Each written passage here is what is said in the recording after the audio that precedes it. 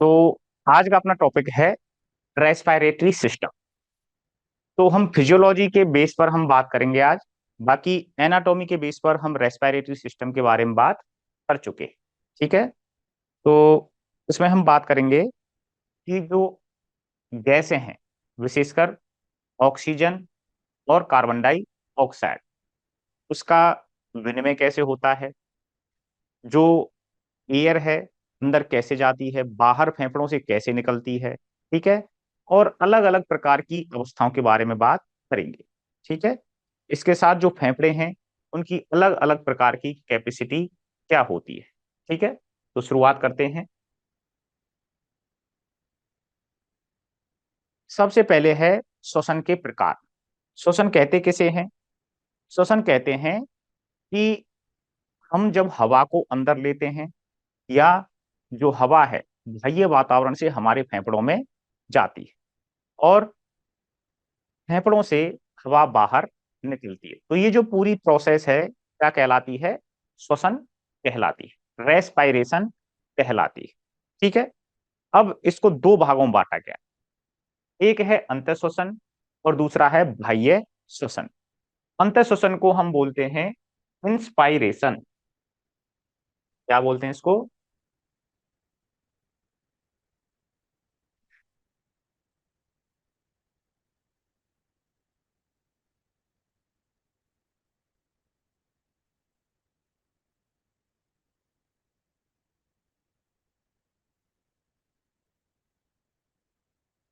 Inspiration. Inspiration यानी हवा को अंदर लेना। और बाह्य श्वसन को बोला जाता है एक्सपायरेशन।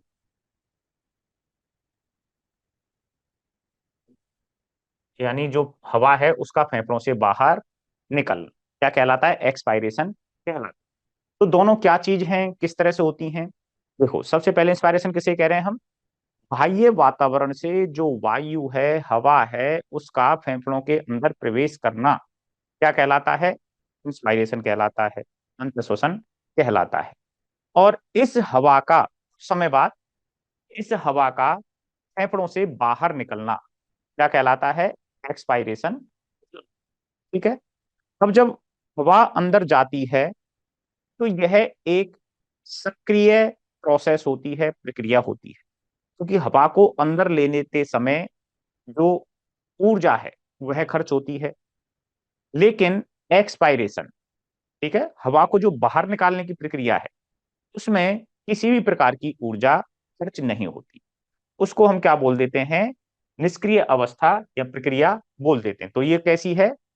अंतःश्वसन सक्रिय प्रक्रिया है, और ये कैसी है? निष्क्रिय प्रक्रिया होती है। ठीक है। तो इसको हम क्या बोल सकते हैं? Active process. ये क्या हो गई? Active process. ऊर्जा खर्च होती है। ऊर्जा खर्च होती है, इसलिए इसको क्या बोल दिया हमने? एक्टिव प्रोसेस बोल दिया। और ये कैसी है? Passive process. Passive process.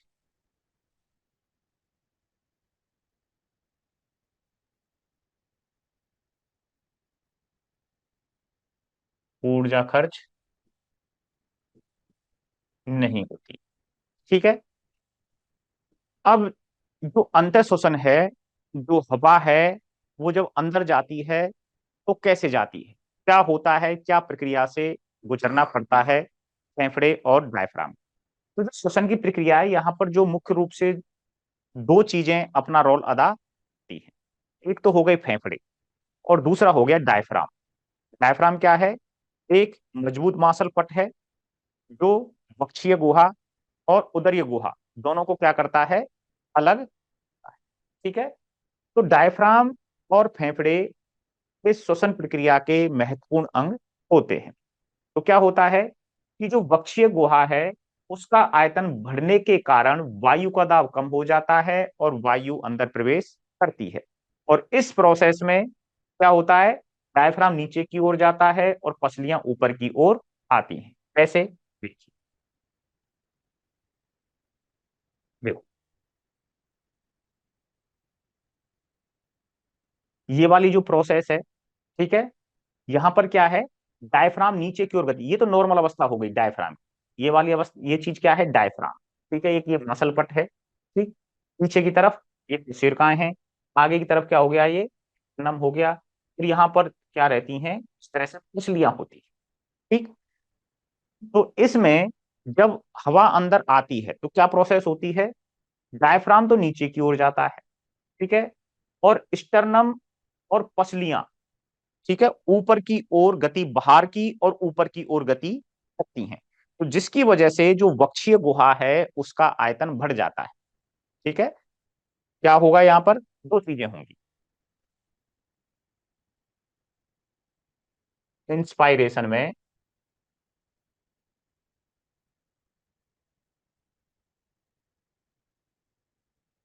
क्या हो रहा है, नंबर एक, डायफ्राम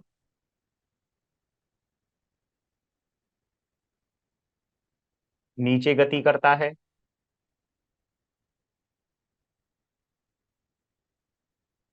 ठीक है।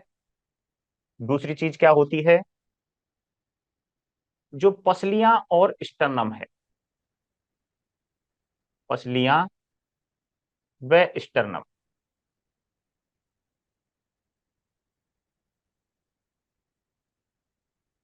आगे व ऊपर की ओर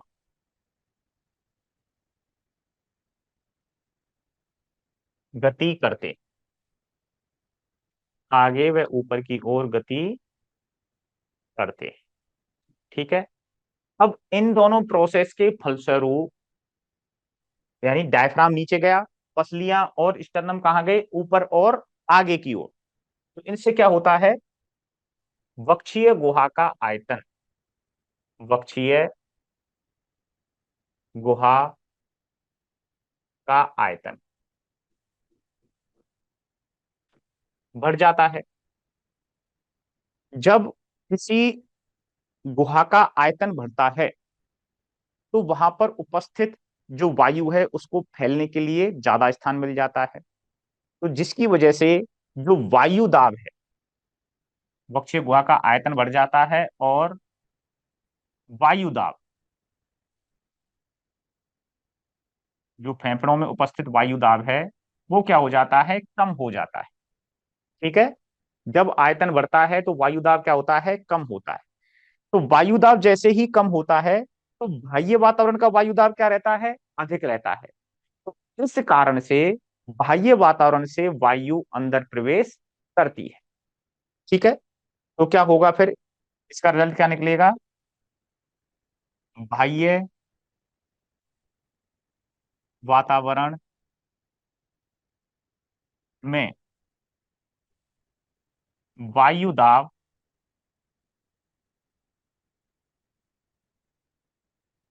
अधिक होने के कारण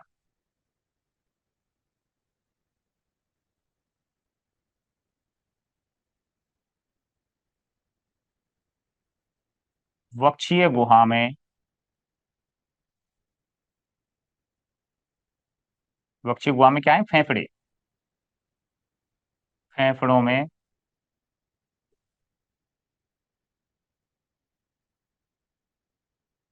प्रवेश, बाह्य वातावरण वायु दाब अधिक होने के कारण वायु वक्षीय गुहा में प्रवेश करती है, ठीक है। तो ये तो क्या हो गई, इंस्पायरेशन हो गया, आंतरिक श्वसन हो गया, ठीक है। और ये कैसी है, एक्टिव प्रोसेस, ठीक।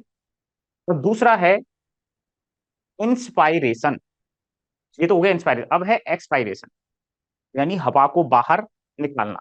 बाहर हवा कैसे निकलती है, कि जो ये डायफ्राम है अंदर की ओर, यानी नीचे की तरफ आया तो क्या हुआ, आयतन बढ़ा वक्षीय गुहा का, आयतन बढ़ा तो वायु दाब क्या हो गया, कम हो गया। वायु दाब कम हो गया तो बाह्य वातावरण में अधिक वायु दाब है तो वह अंदर की ओर प्रवेश करता है, ठीक है। लेकिन अब बाह्य श्वसन जो है यानी एक्सपायरेशन है, हवा बाहर कैसे निकल रही है, जो ये डायफ्राम है नीचे से अब कहां जाता है, ऊपर की ओर जाता है, ऊपर की ओर जा रहा है। तो जो वक्षीय गुहा है उसका आयतन क्या हो जाएगा, कम हो जाएगा। कम हो जाएगा तो जो फेफड़ों में उपस्थित वायु है उसके लिए कम स्थान मिलेगा। उस कम स्थान में वायु होने के कारण वायु दाब क्या हो जाता है, बढ़ जाता है। वक्षीय गुहा में यहां पर वायु दाब क्या हो जाता है, बढ़ जाता है। फेफड़ों में वायु दाब बढ़ जाता है। ठीक है। और वातावरण में दाब इसकी अपेक्षा में क्या रहता है, कम रहता है। तो इसलिए वायु फेफड़ों से बाहर निकलती है। ठीक है। तो इस तरह से इंस्पायरेशन और एक्सपायरेशन की प्रक्रिया में जो फेफड़े हैं और डायफ्राम हो गया, साथ में पसलियां हो गई और स्टर्नम हो गया, ये महत्वपूर्ण रोल अदा करते हैं। एक्सपायरेशन में क्या हो रहा है कि डायफ्राम ऊपर की ओर गति करता है, स्टर्नम और पसलियां नीचे की ओर गति कर रही हैं। यानी जो इंस्पायरेशन के विपरीत मूवमेंट होता है। इंस्पायरेशन में क्या हो रहा था कि पसलियां और स्टर्नम ऊपर और बाहर की ओर गति कर रहे थे, और इंस्पायरेशन में स्टर्नम और पसलियां नीचे और अंदर की ओर गति करती है। ठीक है। तो ये अंतर होते हैं इंस्पायरेशन और एक्सपायरेशन। देखिए, इसमें डायफ्राम नीचे उदर गुहा की ओर तथा पसलियां ऊपर की ओर गति करती हैं, जिसकी वजह से क्या होता है, वक्षीय गुहा का आयतन बढ़ जाता है, वायु दाब कम हो जाता है और वायु अंदर प्रवेश करती है। ठीक। जबकि बाह्य श्वसन में क्या होता है, एक्सपायरेशन में क्या होता है, डायफ्राम ऊपर की ओर गति करता है, पसलियां नीचे और अंदर की ओर गति करती हैं, जिससे जो आयतन है, वक्षीय गुहा का जो आयतन है वह कम हो जाता है, वायु दाब बढ़ जाता है और वायु फेफड़ों से बाहर निकलती है। ठीक। तो इस तरह से ये इंस्पायरेशन और एक्सपायरेशन की प्रोसेस संपन्न होती है। अब नेक्स्ट देखिए, ये तो अब जो एयर है अंदर फेफड़ों में आ गई और बाहर निकल गई। तो जिस दौरान हवा फेफड़ों में अंदर आ रही है और बाहर जा रही है, तो क्यों आ रही है, क्यों जा रही है, ऐसी क्या घटना घटित हो रही है वहां पर। ठीक है, कुछ ना कुछ तो इसका उद्देश्य है। ठीक है। तो यहाँ पर जो ऑक्सीजन है, कार्बन डाइऑक्साइड है, वहां पर उसके आंशिक दाब में, ठीक है, उसके संगठन में क्या परिवर्तन आता है, तो उसके बारे में बात करते हैं। तो इसके आधार पर जो श्वसन है वो दो प्रकार का है। ठीक है। पहली घटना घटित होती है कहां पर, जैसे हम बात कर रहे थे फेफड़ों के बारे में। फेफड़ों में क्या होती हैं, कूपिकाएं।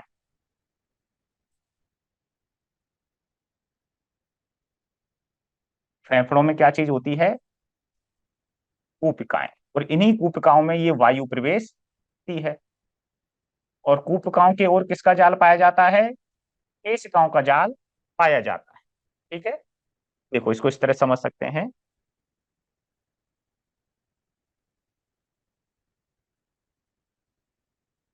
हमने सर्कुलेटरी सिस्टम, ठीक है, में बात की थी कि जैसे हृदय है,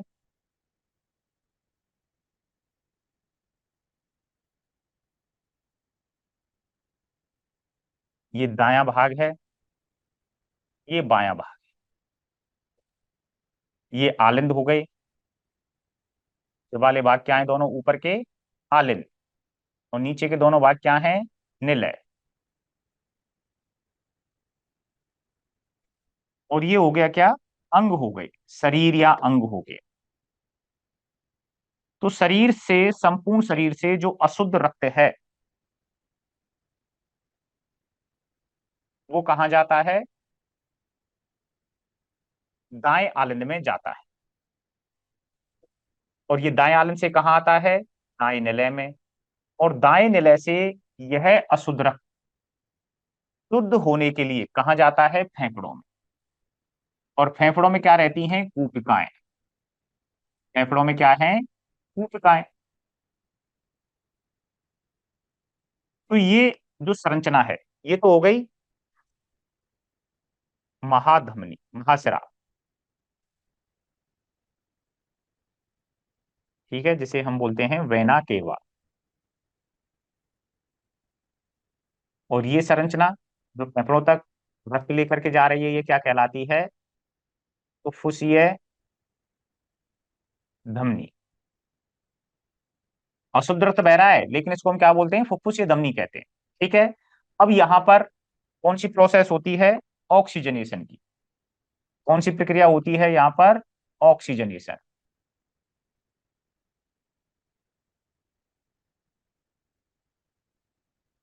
और इस ऑक्सीजनेशन के कारण यहां से जो रक्त आता है वो कैसा आता है, शुद्ध रक्त आता है। और इस वाले भाग को हम क्या बोलते हैं, फुफ्फुसीय सिरा कहते हैं। सिरा है, ये अपवाद है धमनी और सिरा के दोनों, फुफ्फुसीय धमनी और सिरा क्या है, अपवाद है। क्योंकि फुफ्फुसीय सिरा में शुद्ध रक्त बह रहा है और फुफ्फुसीय धमनी में क्या बह रहा है, अशुद्ध रक्त बह रहा है। जबकि वास्तविकता में सिराओं में अशुद्ध रक्त बहता है और धमनियों में कैसा बहता है, शुद्ध रक्त बहता है। ठीक है। अब यहां से ये रक्त आया और बाएं निलय से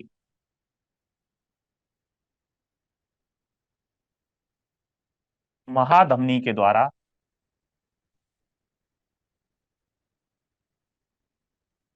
जिसको अरोटा कहते हैं, शरीर के लिए सप्लाई होती है।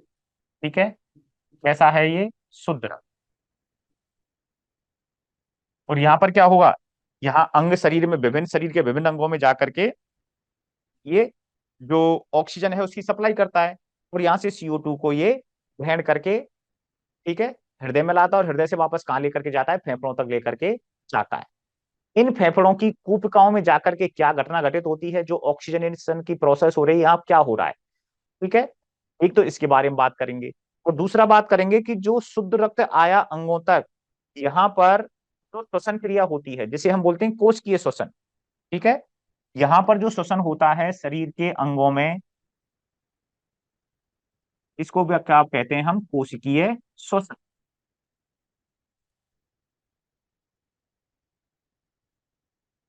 और ये किस किस के मध्य होता है, कोशिका, और कोशिका के चारों ओर क्या होती हैं, केशिकाएं होती हैं। केशिकाओं के रक्त के मध्य। ठीक है। जो कोशिकीय श्वसन है वो कहाँ संपन्न होता है, कोशिका और केशिकाओं के जो रक्त है उसमें जो बह रहा है उसके मध्य संपन्न होता है।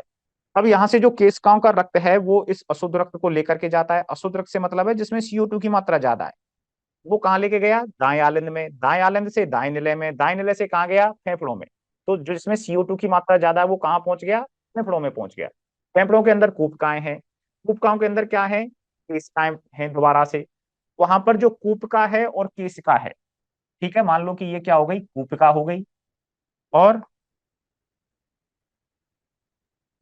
इसके चारों तरफ होकर के क्या जा रही है, ये केशिका जा रही है। तो इनके मध्य जो हवा है इसमें भरी हुई है, ठीक, इसको तो हमने बोल दिया केशिका।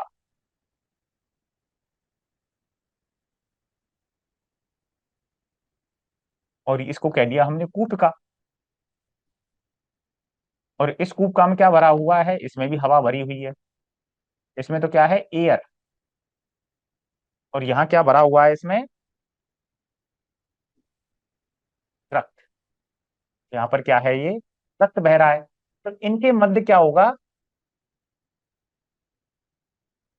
CO2 और O2 का एक्सचेंज होता है। ठीक है। तो उसी चीज को हम क्या बोलते हैं, यहाँ पर जो श्वसन की प्रक्रिया, जो एयर है उसका एक्सचेंज होता है CO2 और O2 का, इस पूरी प्रक्रिया को हम क्या बोल देते हैं यहाँ पर, फुफ्फुसीय श्वसन कहते हैं। फुफ्फुसीय श्वसन। तो इन दोनों के बारे में हम बात करेंगे, फुफ्फुसीय श्वसन क्या है और कोशिकीय श्वसन क्या है। तो फुफ्फुसीय श्वसन कहाँ किस किस के बीच में हो रहा है, ये केशिका व कूपिका की वायु के मध्य, और केशिका के रक्त, ठीक है, इनके मध्य संपन्न होता है। कैसे होता है अब बात करते हैं। ठीक, देखो,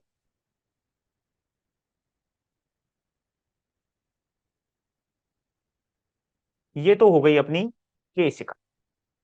ठीक है। अब यहाँ पर बहुत सारी क्या होती हैं, इस तरह से माने हम, देखो ये इस तरह से क्या है, कूपिकाएं हैं बहुत सारी लंग्स के अंदर, फेफड़ों के अंदर क्या है, बहुत सारी कूपिकाएं। अब इनके चारों ओर क्या रहती हैं, छोटी छोटी केशिकाओं का जाल पाया जाता। ये क्या है, केशिकाओं का जाल। अब यहाँ हमने इसको क्या किया, एक कूपका ले रहे हैं और एक केशिका ले रहे हैं जो कूपका के चारों तरफ उपस्थित है। ठीक है, ये तो हमने ले ली कूपिका। ठीक, और ये हमने ले ली जो केशिका है।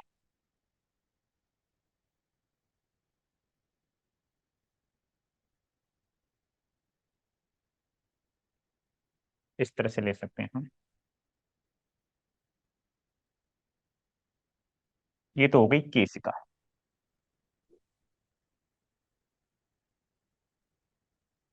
ठीक है, जिसको हम क्या बोलते हैं, कैपिलरी। और ये जो संरचना है ये क्या हो गई, कूपिका। और इस कूपिका में क्या भरी हुई है, वायु। वायु है इसमें। अब वायु के अंदर भी क्या है, हवा है। और यहाँ इस कैपिलरी के अंदर क्या है, रक्त है। ठीक है, अब इस रक्त में, ये हो गया रक्त।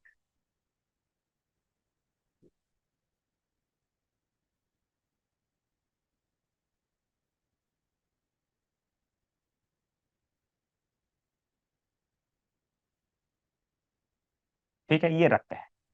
अब इस रक्त में क्या घुली हुई है,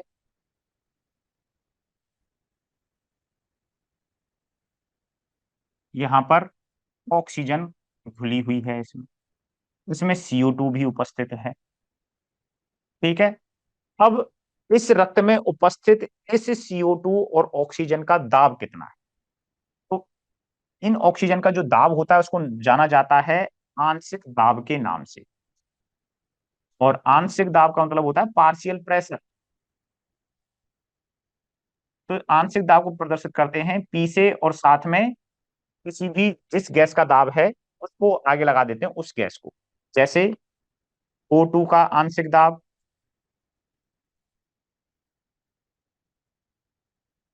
कैसे लिखा जाएगा, ये PO2 के नाम से लिखा जाएगा। इसी तरह से CO2 का आंशिक दाब PCO2 के नाम से लिखा जाएगा। तो यहां पर हम देखें, इसी तरह से कूप का हम बात करेंगे। तो यहां पर जो PO2, इसका यानी कितनी मात्रा है ऑक्सीजन की रक्त के अंदर, और कितनी मात्रा है CO2 की इस रक्त के अंदर जो कैपिलरीज में बह रहा है। ठीक है, जो कहां से आया है, अंगों से आया। और दूसरा है कि जो ये कूपिका है, इसमें जो एयर आई है बाह्य वातावरण से, उसमें PO2 कितना है और PCO2 कितना है। ठीक है, तो जो अंगों से रक्त आया है, हमें ये पता है कि जो अंगों से रक्त आया है उसमें ऑक्सीजन की मात्रा कम होगी, क्योंकि ऑक्सीजन का उपयोग किसके द्वारा कर लिया गया, कोशिका के द्वारा कर लिया गया। और उसमें CO2 की मात्रा क्या होगी, अधिक होगी, क्योंकि कोशिका में विभिन्न जो अपने पोषक तत्व होते हैं, चाहे कार्बोहाइड्रेट हो, चाहे वसा हो, चाहे प्रोटीन हो, उसका क्या होता है, उपापचय होता है, मेटाबॉलिज्म होती है। और उस प्रक्रिया के फलस्वरूप वहां पर CO2 का निर्माण होता है। तो वह CO2 उसके द्वारा कहाँ डाल दी जाती है, रक्त में डाल दी जाती है। और वह CO2 कहाँ लाई जाती है, रक्त के द्वारा फेफड़ों तक लेकर के लाई जाती है। तो हमें पता है कि जो ये रक्त आ रहा है, जो अशुद्ध रक्त है, ठीक है, इसमें ऑक्सीजन का लेवल कम होगा और CO2 का लेवल ज्यादा होगा। ठीक है, तो ये कितना होता है, CO2 का आंशिक दाब यहां पर होता है 45 mmHg, क्योंकि दाब की जो यूनिट होती है वो mmHg में नापी जाती है। इससे अधिक होता है, 45 mmHg से क्या होता है, अधिक होता है। और जो ऑक्सीजन है उसका जो आंशिक दाब है वो कितना होता है, यहाँ पर लगभग लगभग 40 mmHg होता है। ठीक है, 40 mmHg होता।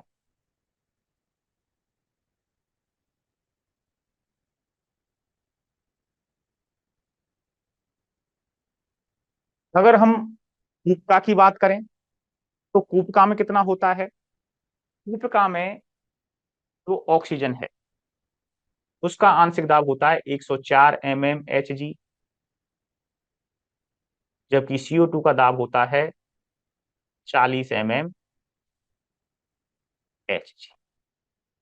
ठीक है। और तो यहां पर जो घटना घटित होती है वो क्या होती है कि हमें ये पता है कि हमेशा जो हवा है वो उच्च दाब से कम दाब की ओर गति करती है। तो यहाँ पर क्या घटना घटित होगी? देखो, ऑक्सीजन का दाब इस रक्त में कम है, यहाँ पर अधिक है। ठीक है, 104 mmHg है, तो यहाँ पर ऑक्सीजन का दाब अधिक है, तो इसलिए यहाँ से ऑक्सीजन कहाँ जाती है? रक्त के अंदर जाती है, जब तक कि इनका दाब बैलेंस नहीं हो जाता, बाह्य वातावरण के दाब के बराबर यहाँ पर दाब नहीं हो जाता। यानी अब यहाँ पर जो रक्त लेकर के जाएगी, यह जो केशिकाएं जो रक्त लेकर के जाएंगी, और ये सभी केशिकाएं मिलकर के फुफ्फुसीय सिरा बनाती हैं। ठीक है, तो वो कितना लेकर के जाएंगी? 104 mmHg के दाब पर ऑक्सीजन को लेकर के जाएंगी। यहाँ पर CO2 का दाब अधिक है, तो यहाँ से जो CO2 है वो कहाँ आ जाएगी? इन कूपकाओं में आ जाएगी। ठीक है, तो इस तरह से केशिका या कैपिलरी का जो रक्त है जो अंगों से आ रहा है। ठीक है, और ये कौन सी कैपिलरी है? फुफ्फुसीय धमनी की, फुफ्फुसीय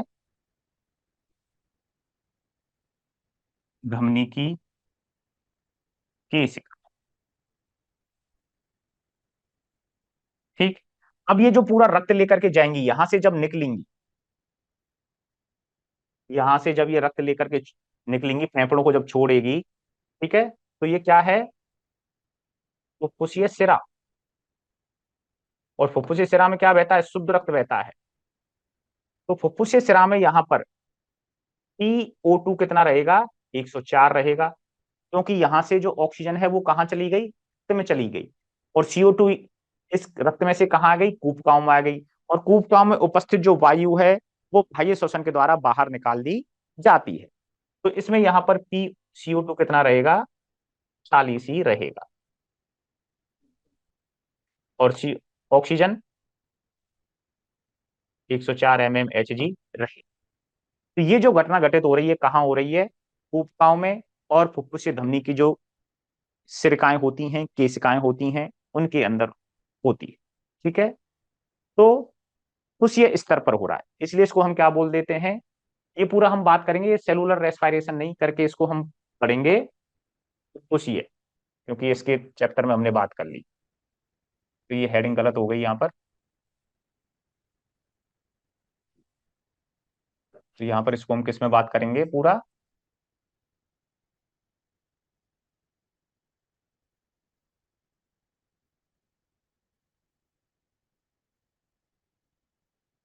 फुफ्फुसीय श्वसन, इसी को क्या बोलेंगे हम फिर? फुफ्फुसीय श्वसन कहेंगे। और सेलुलर की जगह पे क्या आ जाएगा?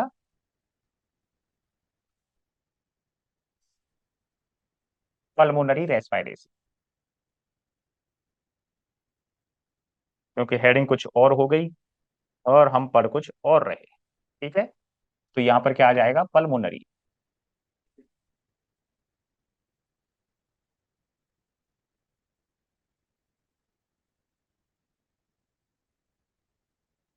पल्मोनरी रेस्पिरेशन, तो ये जो घटना घटित हो रही है कहां पर हो रही है? फुफ्फुसीय स्तर पर हो रही है। ठीक है, इसको हम पल्मोनरी रेस्पिरेशन या फुफ्फुसीय श्वसन कहते हैं। किस किस के बीच होता है फुफ्फुसीय श्वसन? फुफ्फुसीय धमनी की जो केस मतलब फुफ्फुसीय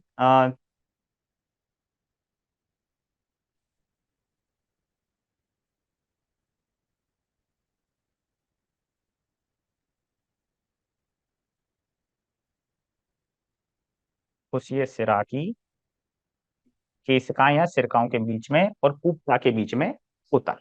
ठीक है, अब यहां से जो रक्त जाएगा वो अधिक ऑक्सीजन लेकर के जा रहा है और कम CO2 लेकर के जा रहा है। अब ये रक्त कहाँ पहुंचेगा? जो फुफ्फुस से स्राव वाला रक्त है, सबसे पहले पहुंचेगा कहाँ पर? यहां से निकला, ठीक है, फेफड़ों से ये कहाँ पहुंचा? बाएं आलिंद में, बाएं आलिंद से बाएं निलय में, और बाएं निलय से कहाँ पहुंचेगा? ये अंगों तक पहुंचेगा। ठीक है। अब जब ये अंगों तक पहुंचता है, तो इस रक्त में यहां पर PO2 कितना है? यहां पर 104। और PCO2 कितना है यहां पर? 40 mmHg है। ठीक है। अब यहां पर क्या घटित होगा? किस किस के बीच में? कोशिका के बीच में, और जो ये केशिकाएं जिनमें ये रक्त बह रहा है उनके बीच में। अब यहां पर क्या घटित होता है, तो उसके बारे में बात करें हम। देखो, तो दोबारा से हमें एक अलग से स्लाइड बनाते हैं। ठीक है। अब हम करेंगे यहाँ पर कोशिकीय श्वसन।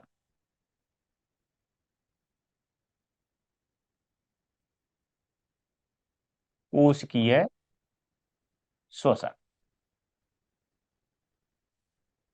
इसको हम क्या बोलेंगे? Cellular respiration.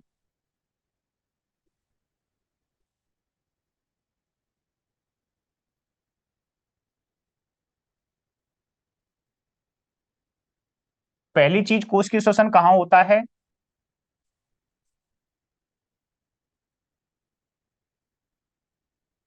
अ, किसी अंग की कोशिका, किसी अंग या कोशिका,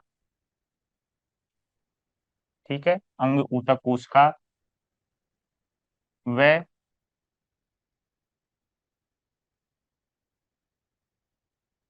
धमनिकाओं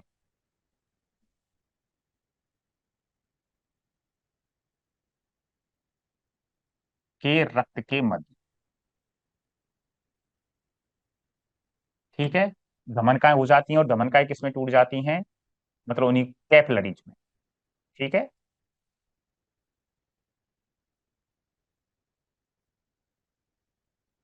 इनके रक्त के मध्य होता है। तो होता कैसे है कि मान लो ये क्या हो गई? कोई कोशिका हो गई। ये क्या है? कोशिका। और इस कोशिका के अंदर क्या चल रहा है? मेटाबॉलिक प्रक्रियाएं चलती हैं, उपापचय की प्रक्रिया चलती है। और इस उपापचय के कारण यहां पर क्या बनती है? CO2 बनती है। तो जिसकी वजह से यहां पर जो CO2 है उसका आंशिक दाब बढ़ जाता है। और आंशिक दाब यहां पर कितना मिलता है? लगभग 45 mmHg से अधिक यहां पर रहता है। ठीक है। और जबकि यहां पर जो ऑक्सीजन है उसका आंशिक दाब कितना रहता है? 40 mmHg ही रह जाता है, क्योंकि ऑक्सीजन का क्या कर लिया जाता है? यहाँ पर उपयोग कर लिया जाता है। अब बाहर से रक्त आ रहा है, ठीक है, धमनियों के द्वारा क्या आ रहा है? यहाँ पर रक्त आ रहा है। तो धमनी के द्वारा जो रक्त आता है वो धमनकाएं फिर केशिकाओं में टूट जाती हैं। और केशिकाएं किसके चारों ओर फैली रहती हैं? कोशिका के चारों ओर फैली रहती हैं। तो अब जो कोशिकाओं के चारों ओर केशिकाएं हैं, ये क्या हो गई? केशिका है। और इस केशिका में क्या बह रहा है? रक्त है।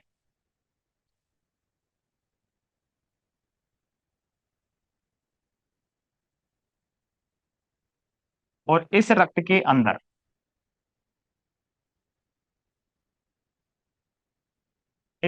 अंदर जो CO2 का आंशिक दाब है वो कितना है? 40 है, मात्र 40 mmHg है।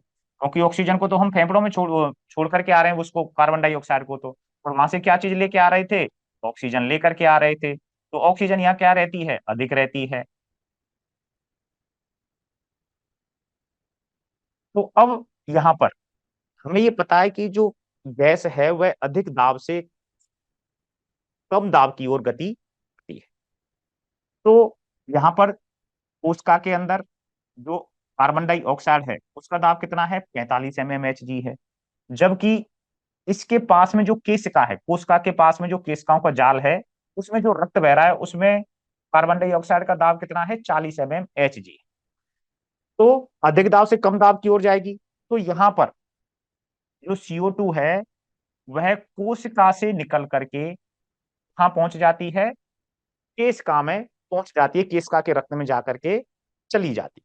तो यहां पर क्या हो गई, फिर CO2 की कमी हो जाती है। ठीक है, इसने अधिक मात्रा में जो CO2 थी वो कहाँ डाल दी, केशिका के रक्त में डाल दी।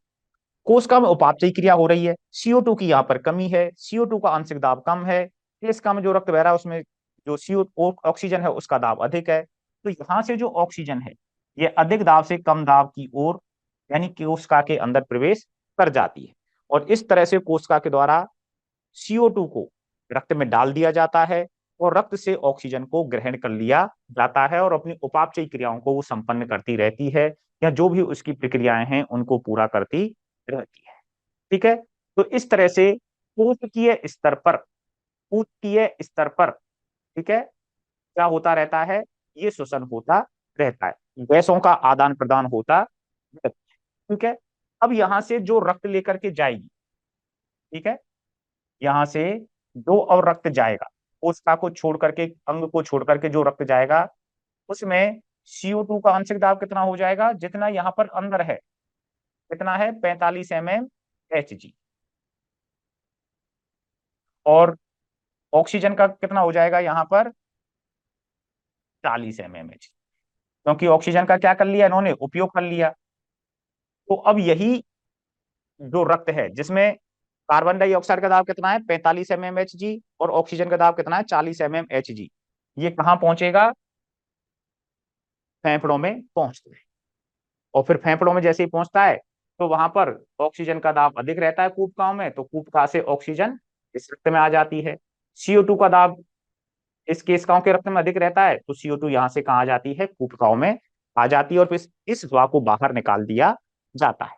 ठीक है, तो इस तरह से पूरा ये सेलुलर रेस्पायरेशन और पल्मोनरी रेस्पायरेशन चलता है। ठीक है, अब देखो श्वसन से संबंधित कुछ टर्मिनोलॉजी देखो।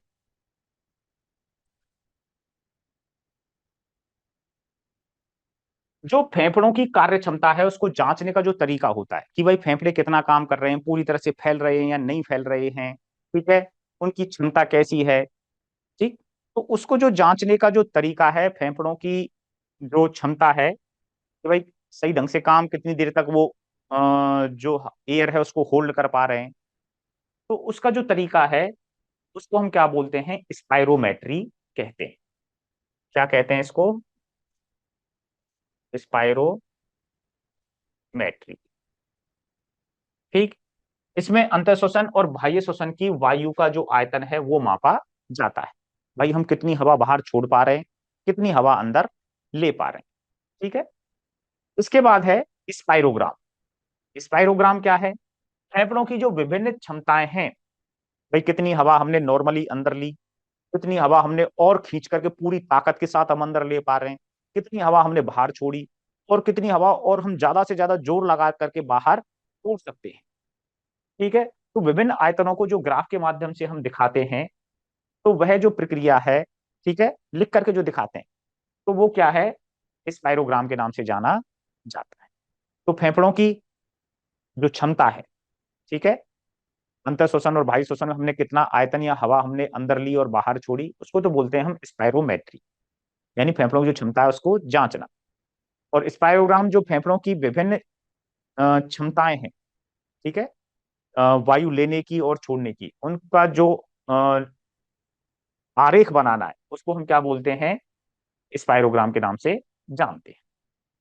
अब देखो, अब यहाँ पर ये जो टर्म है ये सभी इंपॉर्टेंट, यहीं से क्वेश्चन बनने की संभावना रहती है ज्यादातर। एक है टाइडल वॉल्यूम, इसे कहते हैं टाइडल वॉल्यूम। ज्वरीय आयतन, ज्वरीय आयतन किसे कहा जाता है, सामान्य श्वसन की दिशा में, ठीक है, हम नॉर्मली बैठे हुए हैं, हमारा नॉर्मल रेस्पिरेशन चल रहा है, सांस अंदर आ रही है और बाहर निकल रही है, ठीक है, हवा अंदर प्रवेश कर रही है और बाहर निकल रही है। तो इस अवस्था में कितनी वायु अंदर जा रही है और कितनी वायु बाहर जा रही है, ठीक है, नॉर्मल रेस्पिरेशन की अवस्था में जो एयर अंदर आ रही है और बाहर जा रही है, तो वायु का वही आयतन क्या कहलाता है, टाइडल वॉल्यूम कहलाता है। तो सामान्य अंतर श्वसन में, ठीक है, क्या बाह्य श्वसन की हम बात करें, तो उसके दौरान वायु ग्रहण की जाती है या बाहर निष्कासित की जाती है, तो यही वायु क्या कहलाएगी, टाइडल वॉल्यूम कहलाएगी। दोनों को जोड़ेंगे नहीं, यानी नॉर्मल हम बैठे हो तो जितनी हवा अंदर लेंगे उतनी ही नॉर्मली बाहर निकालेंगे। या तो सांस अंदर वाली आयतन नाप लें हम, जितनी हवा अंदर ले रहे हैं, या फिर नॉर्मल अवस्था में जितनी हवा हम बाहर निकाल रहे हैं, तो वह क्या कहलाएगा, टाइडल वॉल्यूम कहलाता है, ज्वरीय आयतन कहलाता है। ठीक है, ज्वरीय आयतन।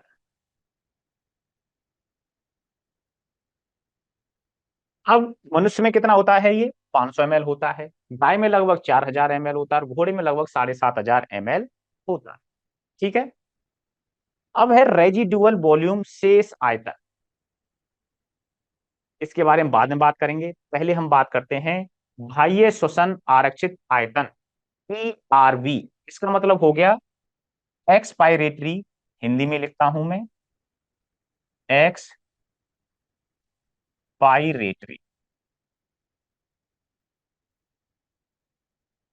Reserve volume. Expiratory reserve volume किसे कहेंगे हम, एक्सपायरेशन माने हवा को बाहर निकालना। ठीक है, हवा को हमने बाहर निकाल दिया, अब उस हवा को बाहर निकालने के बाद जो आयतन फेफड़ों में रह गया वह क्या कहलाता है, एक्सपायरेटरी रिजर्व वॉल्यूम। लेकिन बाहर तो हम नॉर्मल श्वसन में भी निकालते हैं, यानी जलीय आयतन के दौरान भी तो हम हवा बाहर निकाल रहे हैं। तो यहां पर क्या फर्क आया, यहां पर आया कि जो सामान्य बाह्य श्वसन के बाद, ठीक है, पहले हमने सामान्य श्वसन कर लिया, टाइडल वॉल्यूम हमने बाहर निकाल दिया, ठीक है, नॉर्मल रेस्पिरेशन चल रही है, तो टाइडल वॉल्यूम बाहर निकल गया, जलीय आयतन बाहर निकल गया। जलीय आयतन को बाहर निकालने के बाद और हम कितनी वायु बाहर निकाल सकते हैं, बलपूर्वक। ठीक है, जैसे नॉर्मल रेस्पिरेशन चल रही है, हमने हवा बाहर निकाल दी, अब कहें भाई और निकालो, तो सामान्य आयतन के बाद, जैसे मनुष्य की बात करें हम, तो 500 ml क्या है, जलीय आयतन। ठीक है, अब बलपूर्वक हम सांस को बाहर निकालें, हवा को बाहर निकालें तेजी से, ठीक है, ऐसे एक साथ, तो हमने कितना आयतन निकाला, तो उसमें से हम क्या करेंगे, 500 को घटा देंगे, जलीय आयतन को घटा देंगे, जितनी हमने बाहर हवा निकाली।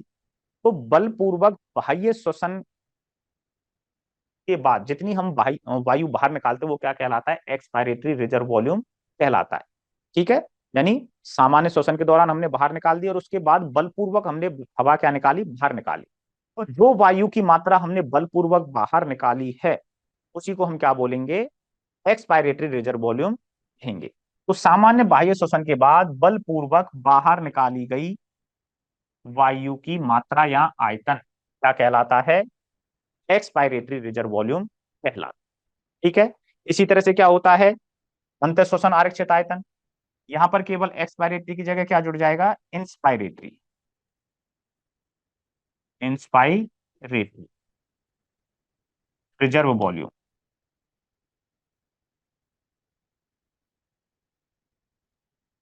ये क्या है, इंस्पायरेटरी रिजर्व वॉल्यूम। हम क्या कर रहे हैं, टाइडल वॉल्यूम के दौरान एयर अंदर ले रहे हैं, तो सामान्य अंतः श्वसन के बाद वही है, जिस तरह से सामान्य बाह्य श्वसन कर रहे थे, हमने नॉर्मली एयर अंदर ले ली। अब सामान्य एयर अंदर लेने के बाद बलपूर्वक हम कितनी और हवा अंदर फेफड़ों में प्रवेश करा सकते हैं। ठीक है, तो सामान्य श्वसन अंतः श्वसन के बाद जितनी वायु हम और अंदर ले सकते हैं, तो हवा का वह आयतन क्या कहलाता है, इंस्पायरेटरी रिजर्व वॉल्यूम कहलाता है। ठीक है, हम टाइडल वॉल्यूम में कितनी हवा अंदर ले रहे हैं, मान लो 500 ml ले रहे हैं, तो 500 ml हमने अंदर ले ली। अब इसके अलावा और जितनी हवा हम ले रहे हैं, ठीक है, 500 ml सामान्य श्वसन में हमने अंदर ले ली, और इसके बाद जो हम हवा अंदर ले रहे हैं वह क्या कहलाएगी, इंस्पायरेटरी रिजर्व वॉल्यूम कहलाती है। ठीक है, इसी तरह से सामान्य निश्वसन में हम क्या कर रहे थे, 500 ml बाहर निकाल रहे थे, 500 ml बाहर निकालने के बाद और जितनी वायु हम बाहर निकाल रहे हैं वह क्या कहलाएगी, एक्सपायरेटरी रिजर्व वॉल्यूम कहलाती है। अब बात करते हैं शेष आयतन, रेजिडुअल वॉल्यूम। सामान्य रूप से हमने हवा बाहर निकाल दी, बलपूर्वक यानी एक्सपायरेटरी जो रिजर्व वॉल्यूम है वो भी हमने बाहर निकाल दिया, लेकिन हवा की कुछ मात्रा ऐसी है कि जिसे हम बाहर फेफड़ों से निकाल ही नहीं पाते। ठीक है, फेफड़ों के अंदर फिर भी कितना भी हम ताकत लगा लें और हवा को बाहर निकाल दें, उसके बावजूद भी कुछ हवा की मात्रा फेफड़ों के अंदर शेष रह जाती है। तो वही वायु की मात्रा क्या कहलाती है? शेष आयतन कहलाती है, या रेजिडुअल वॉल्यूम कहलाती है। बलपूर्वक बाह्य शोषण के बाद फेफड़ों में बची शेष वायु का आयतन क्या कहलाता है? रेजिडुअल वॉल्यूम कहलाता है। ठीक है, क्लियर? टाइडल वॉल्यूम क्या हो गया? सामान्य अंतर शोषण में या बाह्य शोषण में जो वायु अंदर बाहर ली जाती है, या तो अंतर शोषण की बात करें या बाह्य शोषण की बात करें, लेकिन सामान्य है, तो वो तो कहलाता है जूरी आयतन। शेष आयतन, चाहे हम कितनी भी हवा बाहर निकाल दें फेफड़ों से, ठीक है, बलपूर्वक बाह्य शोषण के बाद कितनी भी हमने हवा निकाल दी बलपूर्वक, उसके बावजूद भी जो हवा फेफड़ों में शेष रह गई वो क्या कहलाएगी? शेष आयतन या रेजिडुअल वॉल्यूम कहलाती है। नेक्स्ट है एक्सपायरेटरी रिजर्व वॉल्यूम। सामान्य शोषण में हमने बाहर निकाली, जरूरी आयतन बाहर निकाला, उस जरूरी आयतन के बाद जितनी हवा हम बाहर बलपूर्वक निकालते हैं वो क्या कहलाता है? एक्सपायरेटरी रिजर्व वॉल्यूम कहलाता है। इंस्पायरेटरी रिजर्व वॉल्यूम, सामान्य रूप से हमने हवा ली और उसके बाद बलपूर्वक हम जितनी हवा अंदर ले सकते हैं वह क्या कहलाती है? इंस्पायरेटरी रिजर्व वॉल्यूम कहलाती है। अब यहाँ पर दो टर्म आती हैं, जैविक क्षमता और दूसरी होती है वाइटल कैपेसिटी। ठीक है, ये क्या होती हैं देखो। वाइटल कैपेसिटी किसे कहते हैं? देखो, टाइडल वॉल्यूम को हम अंदर लेते हैं, फेफड़ों में जो जो वायु अंदर रह सकती है, यानी फेफड़ों में जो वायु रह सकती है नॉर्मली, जो हमारी किस में आ रही है? रेस्पिरेशन में काम आ रही है, जैविक क्षमता, जीने में जो हम क्या कर रहे हैं वहां पर काम आ रही है, अंदर बाहर हम जिसको ले पा रहे हैं, तो टाइडल वॉल्यूम को हम अंदर लेते हैं, इंस्पायरेटरी रिजर्व वॉल्यूम और एक्सपायरेटरी रिजर्व वॉल्यूम। ठीक है, ये तीनों प्रकार की जो वायु है हम अंदर ले सकते हैं और बाहर निकाल सकते हैं। ठीक है, तो इसमें क्या है, कोई भी जो जीव है वह इसको ले सकता है और बाहर निकाल सकता है, यानी उसका रोल इसमें होता है, तो वो क्या कहलाती है? जैविक क्षमता कहलाती है। टाइडल वॉल्यूम, ठीक है, इंस्पायरेटरी रिजर्व वॉल्यूम और एक्सपायरेटरी रिजर्व वॉल्यूम, तीनों का जो योग है वो क्या कहलाता है? वाइटल कैपेसिटी या जैविक क्षमता कहलाती है। अब है फुल फुफ्फुसीय क्षमता, यानी फेफड़ों में जितनी हवा आ सकती है, जितना वो अंदर हवा उसमें उपस्थित हो सकती है ज्यादा से ज्यादा, वो क्या कहलाती है? फुल फुफ्फुसीय क्षमता कहलाती है। इसमें हम बात करें तो वाइटल कैपेसिटी की जो हवा है, हवा का आयतन है, वो तो उपस्थित रहता ही है, ठीक है, और रेजिडुअल जिसको हम बाहर नहीं निकाल सकते वो और जुड़ जाएगा इसमें, तो क्या कहलाएगा? फुफ्फुसीय क्षमता कहलाती है। ठीक है, रेजिडुअल फेफड़ों के अंदर रहता है, टाइडल वॉल्यूम भी हम फेफड़ों में प्रवेश करा सकते हैं अंदर, इंस्पायरेटरी रिजर्व वॉल्यूम भी अंदर रहता है फेफड़ों में, और एक्सपायरेटरी रिजर्व वॉल्यूम भी कहाँ रहता है? फेफड़ों के अंदर। तो ये सब चारों आयतन जो हैं फेफड़ों के अंदर आ सकते हैं। ठीक है, इसको हम क्या बोलते हैं? कुल फुफ्फुसीय क्षमता। ठीक है, तो आपको याद रखना है किस किस से मिलकर के वाइटल कैपेसिटी बनती है और किस से मिलकर के कुल फुफ्फुसीय क्षमता बनती है। अब देखिए, अब कुछ टर्मिनोलॉजी है। यूपनिया, सामान्य श्वसन को किस नाम से जाना जाता है? यूपनिया। डिस्पीनिया, ठीक है, यहां पर डिस शब्द आ गया, इसका मतलब है कठिनाई, तो श्वसन में यदि कठिनाई आ रही है तो वो क्या कहलाएगा? डिस्पीनिया कहलाएगा। एपनिया यानी एब्सेंट, रेस्पिरेशन क्या है वहां पर? एब्सेंट, तो श्वसन रुक गया, क्या हो गया? रुक गया, तो वह अवस्था क्या कहलाती है? एपनिया कहलाती है। ठीक है, एन ऑक्सिया, ठीक है, तो ऊतकों की, एन मतलब एब्सेंट हो गया, वहां पर नहीं है कोई चीज, क्या नहीं है? ऑक्सीजन नहीं है, तो और ऑक्सीजन कहाँ पहुंचती है? ऊतकों में, ऊतकों से कोशिकाओं में पहुंचती है। ठीक है, तो ऊतकों को ऑक्सीजन की आपूर्ति का रुकन, यानी ऑक्सीजन पहुंच ही नहीं रही, रुक गई बिल्कुल, तो व्यवस्था क्या कहलाती है? एनोक्सिया कहलाती है। दूसरी टर्म है हाइपोक्सिया, तो यहां पर इन दोनों में ध्यान देना आवश्यक है। हाइपो मीन्स कम, ऑक्सिया माने ऑक्सीजन, और एन में क्या था? एब्सेंट थी, और यहां पर क्या है? ऑक्सीजन की आपूर्ति क्या हो रही है? कम हो रही है। एनोक्सिया में तो ऊतकों के लिए जो ऑक्सीजन है वो बिल्कुल मिलना बंद हो जाती है, जबकि हाइपोक्सिया में क्या है? ऑक्सीजन की जो आपूर्ति है वो कम होती है। ठीक है, हो तो रही है लेकिन ऑक्सीजन कम पहुंच रही है। ठीक है, हाइपोक्सिक कंडीशन हो जाती है। अगला है हाइपोक्सिडिया। ठीक है, इसमें क्या है? जो रक्त में ऑक्सीजन की कमी होना। यहां पर तो क्या था, देखो हाइपोक्सिया में तो क्या है कि रक्त में तो ऑक्सीजन है, लेकिन ऊतकों तक नहीं पहुंच रही, ऊतक उसको नहीं ले पा रहे। उसमें तो क्या हो गया, ऊतकों को ऑक्सीजन की आपूर्ति कम हो गई। और हाइपोक्साइडिया में क्या है, रक्त में ही ऑक्सीजन की कमी हो गई। यहां पर किसमें हो रही है, रक्त में हो रही है। ठीक है। और हाइपरपीनिया, हाइपर मीन्स ज्यादा, इसी तरह से हाइपो मीन्स कम, और पीनिया मीन्स कि जो श्वसन की दर है और जो गहराई है। ठीक है। यहां पर पीनिया में हम किस चीज का उपयोग कर रहे हैं, दोनों चीजों का, श्वसन की दर भी है और गहराई भी है। तो दोनों ही चीजें क्या हो रही हैं यहां पर, बढ़ रही है। ठीक है। श्वसन की दर और गहराई। दर से मतलब है कि नंबर ऑफ जो सांसें हैं। ठीक है। जैसे हम 1 मिनट में 10 बार सांस ले रहे हैं, तो 10 की जगह 12 हो जाएंगी, 15 हो जाएंगी। और गहराई भी, यानी तेजी से हमारे जो फेफड़े हैं वो, मतलब हम तेजी से सांस ले रहे हैं, जल्दी जल्दी सांस ले रहे हैं, तो मतलब गहराई तक सांस ले रहे हैं, समय लग रहा है, लेकिन क्या हो रही है, दर बढ़ रही है। तो श्वसन की दर भी बढ़ती है और गहराई भी बढ़ती है। और इसमें क्या है, श्वसन की दर और गहराई दोनों ही क्या हो जाते हैं, कम हो जाते हैं, जिसको हम बोलते हैं उथला श्वसन। ठीक है, जल्दी जल्दी सांसें ली जा रही हैं, मतलब डेप्थ नहीं है। तो यहाँ पर दर और गहराई दोनों क्या हो जाती हैं, कम हो जाती है। जैसे एक हांफने वाली कंडीशन होगी। टैकीकार्डी, टैकीपीनिया, टैकीकार्डिया तो खैर हृदय से संबंधित है। ठीक है। तो ये क्या हो गया, टैकीपीनिया और ब्रेडीपीनिया। तो श्वसन की दर का बढ़ना, श्वसन दर का बढ़ना क्या कहलाएगा, टैकीपीनिया। और ब्रेडीपीनिया का मतलब हो गया श्वसन की दर का कम होना। ब्रेडी मीन्स ब्रेक लगना। ठीक है। पीनिया मीन्स जो रेस्पायरेशन है। ठीक है। तो रेस्पायरेशन की दर पर क्या लग गया, ब्रेक लग गया। ठीक। और टैकी मीन्स उसका अलग हो गया, कि बढ़ना अपोजिट हो गया। तो ब्रेडी मीन्स, ब्रेडीपीनिया क्या हो गया, श्वसन की दर का कम होना। और टैकीपीनिया मीन्स श्वसन की दर का बढ़ना। अब है पॉलीपीनिया। पॉलीपीनिया में क्या होगा कि जो श्वसन की दर है, बढ़ना और गहराई का कम होना। नंबर ऑफ रेस्पायरेशन तो क्या हो जाएंगी, नंबर ऑफ सांसें तो बढ़ जाएंगी, लेकिन जो गहराई है वो क्या हो जाएगी, कम हो जाएगी। ठीक है। तो इसे हम बोलते हैं पॉलीपीनिया। नेक्स्ट है हाइपरकैपनिया और हाइपोकैपनिया। हाइपर का मतलब ज्यादा, हाइपो का मतलब कम, और कैपनिया का अर्थ क्या हो गया, कार्बन डाइऑक्साइड। रक्त में यदि कार्बन डाइऑक्साइड की मात्रा बढ़ जाती है तो उसी अवस्था को बोल देंगे हाइपरकैपनिया। और यदि रक्त में CO2 की मात्रा कम हो जाती है, कार्बन डाइऑक्साइड की मात्रा कम हो जाती है, तो उस अवस्था को क्या कहते हैं, हम हाइपोकैपनिया कहते हैं। ठीक है। एटीलैक्टेसिस और एम्फाइसेमा, ये क्या है।